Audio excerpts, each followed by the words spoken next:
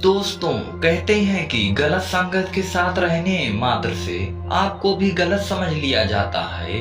अब मैं ऐसा क्यों कह रहा हूँ, या आपको मैं आज की कहानी किसान और सारस की कहानी के माध्यम से समझाऊंगा। आज की कहानी में मैं आपको बताऊंगा कैसे एक निर्दोष सारस खेती को नुकसान करने वाले पक्षियों के साथ में रहने मात्र से दोषी बन जाता है और उसकी सजा भी उसे मिलती है। एक किसान हमेशा ही अपने खेतों में एक आस से खूब मेहनत करता था कि इस बार अच्छी फसल तैयार हो, जिससे उसे अधिक से अधिक लाभ हो सके और वह अपना कर्जा चुका सके। लेकिन उसकी यह सोच अक्सर गलत साबित हो जाया करती थी, क्योंकि वह चिड़ियों से बहुत तंग आ गया था। उसका खेत जंगल के पास था और जंगल में अनेक पक्षी थे। किसान जैसे ही खेत में बीज बोकर पाटा चलाकर घर आता, वैसे ही झुंड के झुंड पक्षी उसके खेत में आकर बैठ जाते और मिट्टी कुरेद कुरेद कर बोए हुए बीजों को खाने लगते। किसान पक्षियों को उड़ाते उड़ाते थक गया था। उसके बोए हुए बहुत से बीज चिड़ियों ने खा लिए थे। अब वह उन पक्षियों से परेशान हो चुका था। वह बार बार बीज बोता था और हर बार पक्षी उन बीजों को कुरेद कर खा जाते थे और उसे फिर से नए बीज बोने पड़ते थे। पक्षियों से परेशान होकर इस बार किसान शहर से एक बहुत बड़ा जाल ले आया। उसने पूरे खेत पर जाल बिछा दिया और जाल बिछाकर घर चला गया। उसने इस बार मन ही मन इन पक्षियों को सबक सिखाने के लिए पूरी तैयारी कर ली थी। उसके घर जाते ही बहुत से पक्षी खेत से बीज चुगने आए और जाल में फंस गए।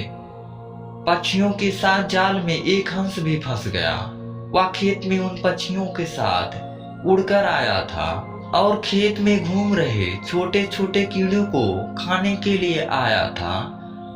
सभी पक्षी रात भर उस जाल में फंसे रहे और अगली सुबह जब किसान खेत पर आया तो उसने देखा खेत में लगाए हुए जाल में बहुत से पक्षी फंसे हुए हैं और उन पक्षियों के साथ एक हंस भी जाल में फंसा हुआ है। अब किसान को देखकर सभी पक्षी भयभीत हो गए। किसान जब जाल में फंसी चिड़ियों को पकड़ने लगा तो सारस ने किसान से कहा, आप मुझ पर कृपा कीजिए, मैंने आपकी कोई हानि नहीं की है।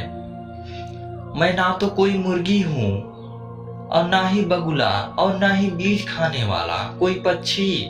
मैं तो एक सारस हूँ। मैं तो खेत को नुकसान पहुँचाने वाला कीड़ों को खाता हूँ। कृपया कर मुझे छोड़ दें। किसान अपने खेत में होने वाले नुकसान के क्रोध से भरा हुआ था। वह बोला, तुम कहते तो ठीक हो, लेकिन आज तुम भी इन बीज खाने वाली चिड़ियों के साथ पकड़े गए हो, जो मेरे खेत के बीज को खा जाया करती थी। तुम भी इन्हीं के साथी हो। तुम इनके साथ आए हो तो इनका दंड भी इन्हीं के साथ भोगोगे। जो जैसों के साथ करता है उसे वैसा ही समझा जाता है। बुरे लोगों के साथ में रहने तथा बुरा ना भी करने वाले को भी बुरा ही समझा जाता है और वह भी समान दंड का अधिकारी होता है। इस प्रकार उपद्रवी चिड़ियों के साथ भर रहने मात्र से बेचारे हंस को भी बंधन में रहना पड़ा।